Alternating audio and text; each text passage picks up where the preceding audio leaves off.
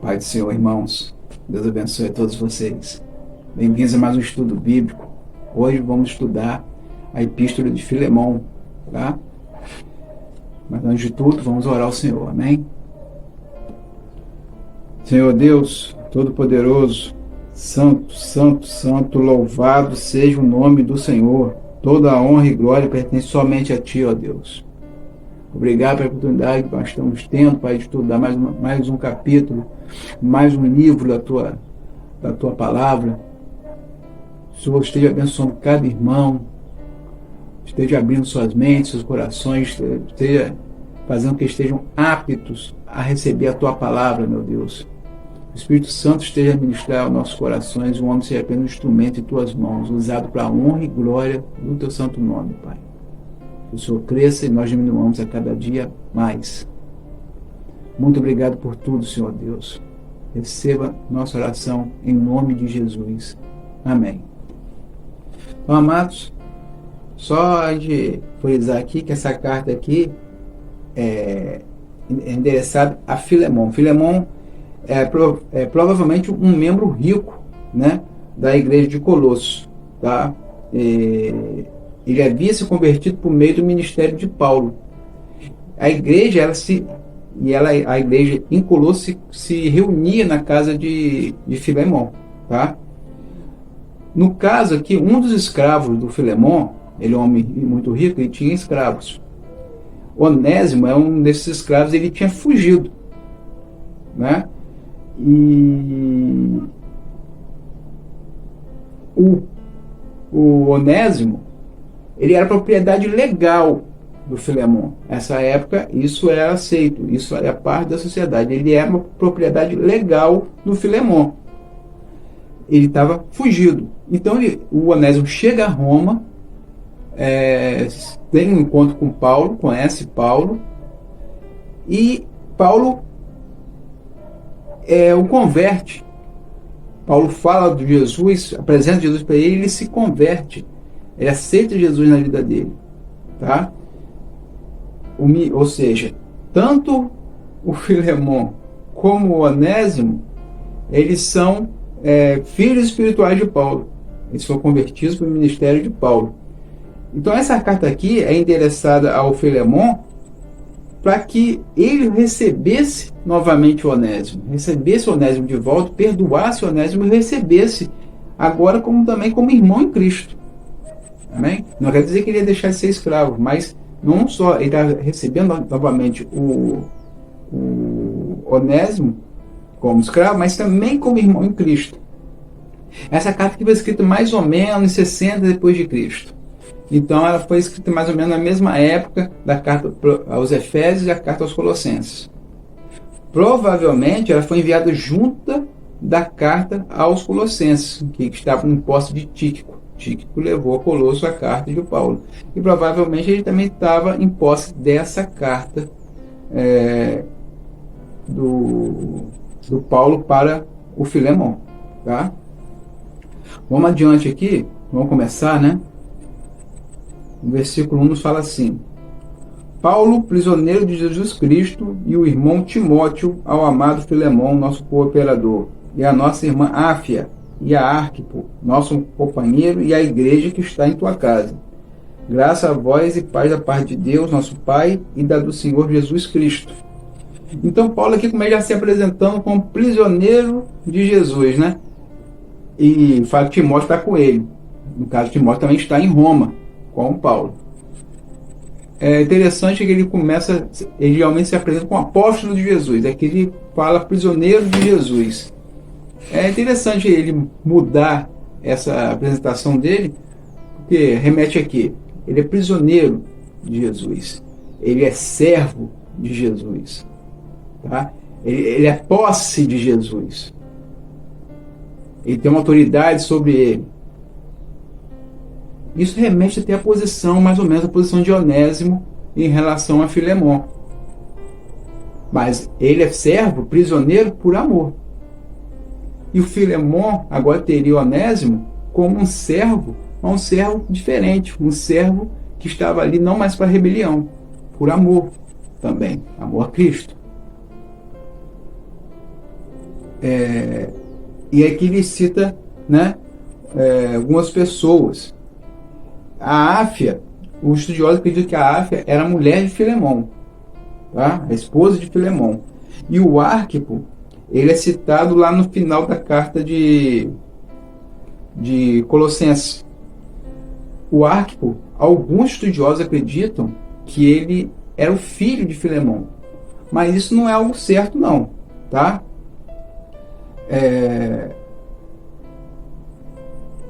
O certo que pode dizer do Arquipo é que ele é uma pessoa atuante na igreja. Ele é um membro ativo da igreja. De repente ele poderia ser até um presbítero, tá? E como eu falei antes, a igreja que está em tua casa, a igreja se reunia na casa de Filemão. Nessa época não poderia ter templos, até porque estava começando, mas alguns membros tinham posse, como Filemão. Mas você fazer um templo num momento de perseguição, a igreja é perseguida. Amém? Entendido? Como você fazer um templo para ficar todo mundo se reunir ali para facilitar os perseguidores? A igreja se reunia de forma mais ou menos secreta, um sabendo do outro, né? Vai ter reunião hoje na casa de Filemão. A igreja se reunia lá, não se reunia de forma aberta, né? Por conta da perseguição. E ele foi dar a sua costumeira saudação, né? Que a graça e a paz da parte de Deus e da parte de Jesus Cristo. Vamos adiante aqui. O 4 fala assim: graças dou ao meu Deus, lembrando-me sempre de ti nas minhas orações, ouvindo a tua caridade e a fé que tens para com o Senhor Jesus Cristo e para com todos os santos, para que a comunicação da tua fé seja eficaz no conhecimento de todo o bem que em vós há por Cristo Jesus. Tive grande gozo e consolação da tua caridade, porque por ti, ó irmão, o coração dos santos foi reanimado. Então Paulo dava graças a Deus ao Senhor pela vida de Filemão, pois ele sempre estava ouvindo da caridade, do amor, né? Do amor, da fé dele para com Jesus. E como isso se transformava para os irmãos, em relação aos irmãos em Cristo, né? Filemão demonstrava sua fé em Cristo com frutos. E esses frutos o quê? Eram obras, fazendo bem para os irmãos, reanimando os irmãos, né? Isso se tornava um forte testemunho da ação de Cristo na vida de Filemão. Isso levava alegria para Paulo. Ele vê esse crescimento espiritual do Filemão. Filemão é um filho espiritual de Paulo. Foi convertido para o ministério de Paulo. Ele tinha alegria em ver o crescimento de Filemão. E nisso ele está falando o quê? Filemão era um homem rico. Mas você viu que ele não era um homem ganancioso. Era um homem que não estava preso ao dinheiro. Que ele usava das suas posses, ele usava da sua casa, ele estava disposto a ajudar os irmãos, a reanimá-los, ajudá-los. Então isso levava alegria ao coração do Paulo, né? E sabia que esse é um testemunho forte. E sabia que o amor do Filemão alcançava todos os irmãos e animava os irmãos em Cristo. E quando Paulo fala isso aqui, alguém pode pensar assim, ele está bajulando. Não está bajulando, não. Paulo não é disso. Paulo não bajula ninguém. O que está falando do coração dele. Aquilo que ele sabe do caráter de Filemão.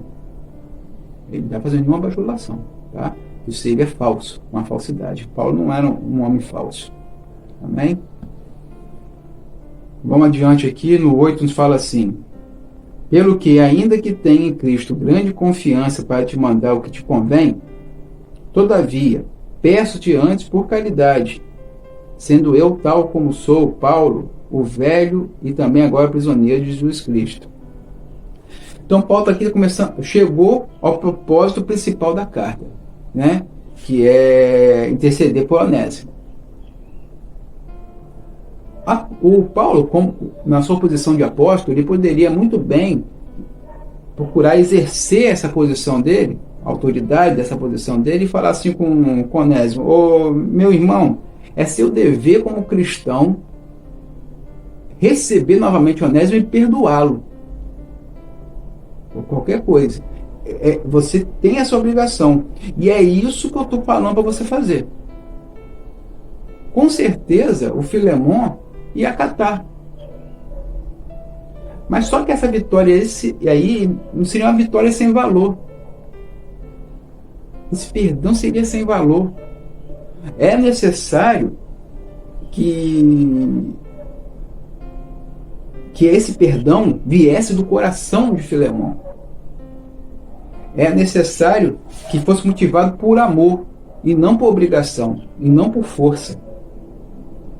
Isso, é necessário que fosse por amor para a volta do Onésimo, ser genuína.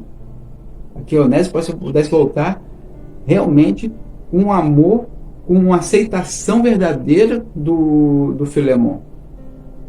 Senão, não ia valer de nada.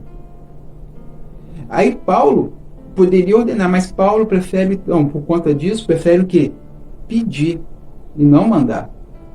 Ele sabia que tinha que nascer, isso tinha que ser gerado no coração de Filemon. E não uma obrigação, uma forçação de barra. Certo? Então vamos adiante, no 10, nos fala assim: peço-te por meu filho Onésimo, que gerei nas minhas prisões, o qual, noutro tempo, te foi inútil, mas agora a ti e a mim muito útil. Eu te tornei a enviar, e tu torna a recebê-lo como ao meu coração. Um senhor, nessa época, ele tinha o direito legal de até matar um escravo fugitivo. E com certeza, Onésimo tinha esse temor, temia para a sua vida. Porque não Filemon fosse um homem ruim, como a gente falando aqui, o Filemon dava testemunho de amor, né, para com os irmãos, dava testemunho da sua fé, mas por ser um homem e poder de repente estar irado, e pela ideia de posse que existia naquela época de uma pessoa, como é o caso do Onésimo, ser posse do Filemon, ele temia por sua vida, até porque ele devia conhecer vários relatos de escravos que fugiram e quando voltaram foram mortos. Então ele temia por sua vida. Mas Paulo intercede por ele, relatando que agora ele também era um cristão. Ele foi convertido ele encontrou com Paulo e se converteu. Paulo preso, ele se converteu com Paulo nesse momento, através do ministério de Paulo. Ele agora não é aquele servo inútil, fujão que ele tinha. Agora é um servo útil. Então ele fala: receba como ao meu coração. Ele agora é um servo útil para você. É interessante essa palavra porque Onésimo quer dizer útil. Interessante, né? Vamos lá adiante, por 13, que nos fala assim: eu bem o quisera conservar comigo, para que por ti me servisse nas prisões do Evangelho. Mas nada quis fazer sem o teu parecer, para que o teu benefício não fosse como por força, mas voluntário. Então Paulo queria manter Onésimo com ele até, porque ele estava preso e o Onésimo seria muito útil para ele, poderia fazer muitas coisas para ele. Se tornaria um assistente de Paulo. Mas Paulo não ia fazer isso sem Filemon saber ou sem Filemon dar permissão, porque o Onésimo era posse de Filemon, pertencia a Filemon. Então Paulo ia manter ele ali sem o consentimento de Filemon, tá? Pois seria assim um ato, seria como que ele foi obrigado, foi forçado, ele ficou com Paulo na marra, por força, e não por amor, por livre vontade, porque o consentimento, teve o consentimento do Filemon. E Paulo também, e Filemon, eles sabiam, eles entendiam que a partir da conversão do Onésimo, Paulo e Onésimo, eles sabiam que é necessário consertar os erros do passado. Quando Onésimo sai da presença de Filemon, ele sai fugido. Ele não estava fazendo o correto. Então era necessário, além mesmo da vontade de Paulo de ter o Onésimo junto com ele, era necessário que Onésimo voltasse e consertasse os erros do passado. Ele não podia ter essas manchas no currículo, digamos assim, dele. O currículo cristão agora que está se iniciando. Ele tinha que aparar as arestas. Amém? Vamos adiante agora. Estamos no 15. Fala assim: porque bem pode ser que ele se tenha separado de ti por algum tempo, para que o retivesses para sempre.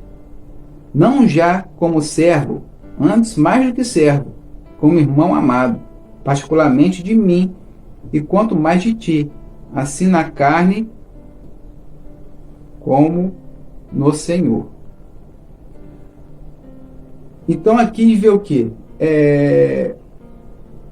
Paulo está falando de certa forma, aquelas palavras que nós conhecemos, que Deus faz com que tudo coopere para o bem daqueles que o amam. Ou seja, o Onésimo foi perdido por algum tempo, ele fugiu, mas agora ele estava retornando a fim de que fosse ganho para sempre. Que vem outro Onésimo. Não é aquele Onésimo que fugiu. Ele agora está recebendo um Onésimo nas melhores condições do que nunca. As melhores condições. É um Onésimo totalmente diferente. É um Onésimo muito melhor. Porque agora é um servo do Senhor. Ele não é só um escravo agora mais. Ele também é irmão em Cristo. Ele sabia que tinha que fazer o melhor pelo Filemon. Ele não é mais aquele. Não teria mais espírito de rebeldia no Onésimo. De desobediência, de raiva. Não existiria isso mais no Onésimo. O Onésimo agora é um irmão em Cristo. E ele haveria de justificar a confiança depositada nele. Tanto a confiança depositada por Paulo, como aqui quando o Filemon iria depositar nele. Ele ia justificar essa confiança. O Paulo tinha plena confiança nisso, pleno entendimento disso, né?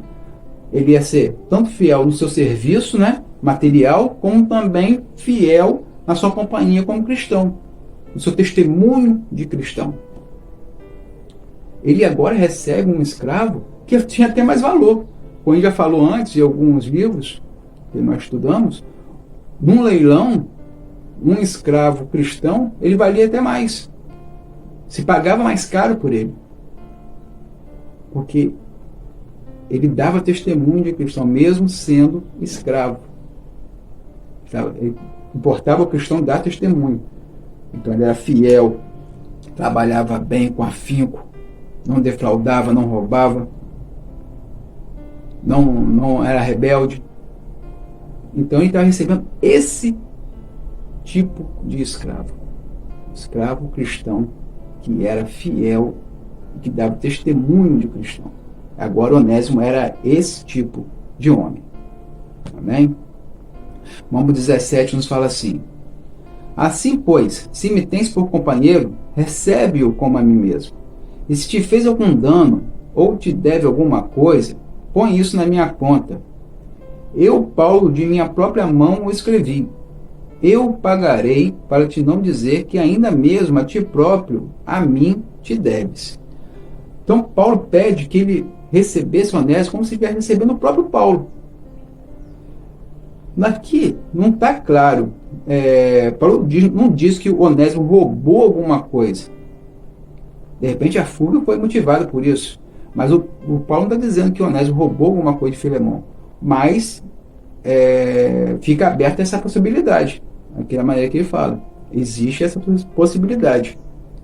Então Paulo pega e transfere para si mesmo qualquer prejuízo, qualquer dívida que veio a sofrer o Filemon por conta do Onésimo. Isso remete a gente ao sacrifício de Jesus. O que Jesus faz? Ele paga a nossa dívida. Todo pecado, todo erro nosso, nossa dívida com Deus, Jesus toma para si e paga na cruz. De forma que nós agora somos aceitáveis a Deus, somos perdoados e reconciliados com o Senhor. Nós somos reconciliados com Deus. Então, essa é a figura própria aqui do Paulo em relação ao Onésimo e ao Filemon. E Paulo fala, eu escrevi isso aqui do próprio punho. Ou seja, ele está se comprometendo com Filemon a ressarci-lo. Eu me comprometo, estou escrevendo do meu próprio punho. apesar de Filemão ter uma dívida, isso que ele está falando, uma dívida espiritual com Paulo, porque ele conheceu Deus através de Paulo, conheceu Jesus através de Paulo, e através dessa conversão que aconteceu na vida de Filemão, ele teve sua vida salva, ele recebeu a vida eterna, e agora é um cristão. Amém? Então ele tem uma dívida muito maior com Paulo, mas Paulo não estava com o intuito de exigir o pagamento dessa dívida, ele só toca no assunto, né? Eu vou te ressarcir, apesar que você me deve muito mais espiritualmente, porque você agora tem vida eterna através do ministério que chegou a você, meu ministério chegou até você, a palavra de Deus, chegou o conhecimento de Jesus na sua vida. Vamos adiante agora no 20, fala assim: sim, irmão, eu me regozijarei de ti no Senhor. Reanima o meu coração no Senhor. Escrevi-te confiado na tua obediência, sabendo que ainda farás mais do que digo. Esse versículo aí mostra que Paulo estava convencido de que Filemão iria atendê-lo, iria perdoar Onésimo e recebê-lo com todo o afeto, sem nenhuma mágoa, sem nenhuma ira, né? Ele agora, como um homem que foi perdoado pelo Senhor Jesus, ele também seria um perdoador e perdoaria o Onésimo e receberia ele como membro da família de Deus, não só como escravo, mas como membro da família de Deus, como irmão em Cristo. No 22 fala assim: e juntamente prepara-me também pousada, porque espero que pelas vossas orações vos hei de ser concedido. Paulo expressa aqui sua fé que ele seria posto em liberdade pelas autoridades romanas. Ele tinha essa certeza no coração dele. E tanto que ele, assim que fosse libertado, ele esperava visitar a cidade de Colosso e ser recebido, né, para ser hospedado no lar, na casa do Filemão. É claro que também servia, né? Servia, isso mostra a fé dele, mostra que ele realmente estava confiante que ia sair e que ia continuar suas viagens missionárias, porque, por exemplo, a cidade de Colossos era muito distante de Roma, ou seja, seria em viagem missionária novamente, ele voltaria a pregar o evangelho. Mas ele também estaria ali para ver se o Filemão atendeu o pedido, né, que ele fez. Ia ver como que estava o relacionamento dele, Filemão, com Onésimo. Serviria para isso também, né? Mas não se tem a informação de que Paulo, depois que foi libertado, ele foi à cidade de Colossos. A gente não tem essa informação, tá? O 23 fala assim: saúdam-te Epáfras, meu companheiro de prisão por Cristo Jesus. Esse Epáfras aqui é mencionado em Colossenses 1:7 e no 4:12. Ele é o fundador da igreja em Colossos, tá? E nesse momento aqui, ele está preso também. Ele está preso por amor a Cristo. Ele também se encontra preso. O 24 fala assim: Marcos, Aristarco, Demas e Lucas, meus cooperadores, a graça de nosso Senhor Jesus Cristo seja com o vosso espírito. Amém. Então a gente vê aqui, o Marcos é o João Marcos, que tem o evangelho que leva o nome dele, e fez parte da primeira viagem missionária, mas ele abandonou ela no meio do caminho, e na segunda viagem missionária, o Barnabé quer levar novamente, que é primo do Marcos, quer levar novamente o Marcos, e o Paulo não aceita, porque ele abandonou a viagem, a primeira viagem missionária no meio. E aí há aquela cisão, não cisão de inimizade, mas cisão dos companheiros de viagem, né? Barnabé passa a viajar com João Marcos, e o Paulo vai viajar com Silas, na segunda viagem missionária, que aí eles vão, encontram Timóteo, aí nós conhecemos a segunda viagem missionária em diante, né? O Aristarco é um cristão de Tessalônica. Ele é mencionado em 2 Timóteo 4:10, em Colossenses 4:10. Desculpa, irmãos. Ele é mencionado em Colossenses 4:10. no final da carta de Colossenses, né, o Aristarco ele é mencionado. Demas é aquele mesmo que vai permanecer um tempo na fé, mas depois ele abandonou a fé, abandonou Paulo e por amar as coisas desse mundo. Voltou para o mundo por amar as coisas desse mundo. Isso aí sim está em 2 Timóteo. 2 Timóteo 4,10 está escrito sobre o Demas, que ele abandona a fé. Tá? Esse Demas aqui, nesse momento, ele ainda está firme no Senhor, mas depois ele abandona a fé, como a gente vê em 2 Timóteo 4,10. Que 2 Timóteo 4,10 é a última carta que Paulo, 2 Timóteo é a última carta que Paulo escreve. Tá? Depois disso ele é morto, ele é executado.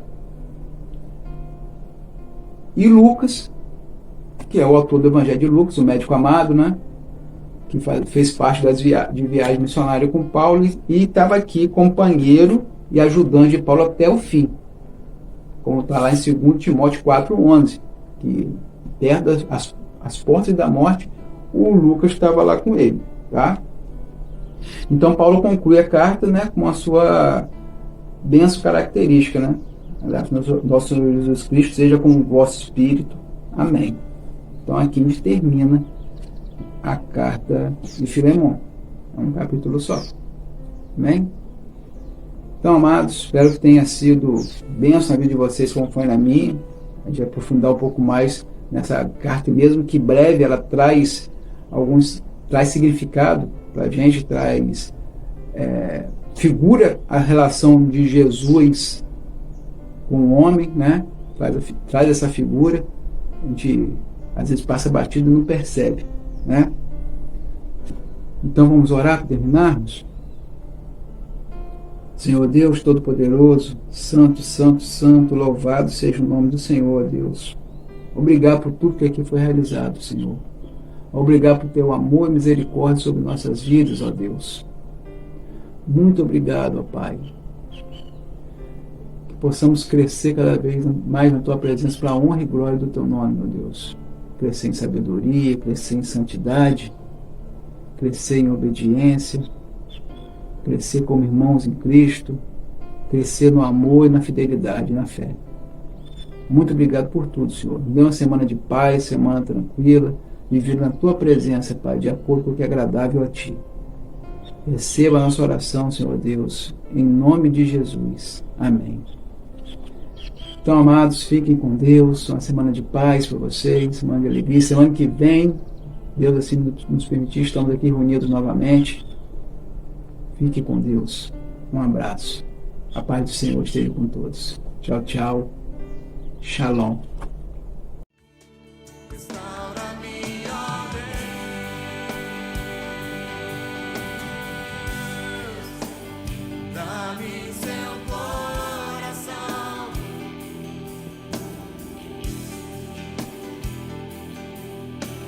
Santifica.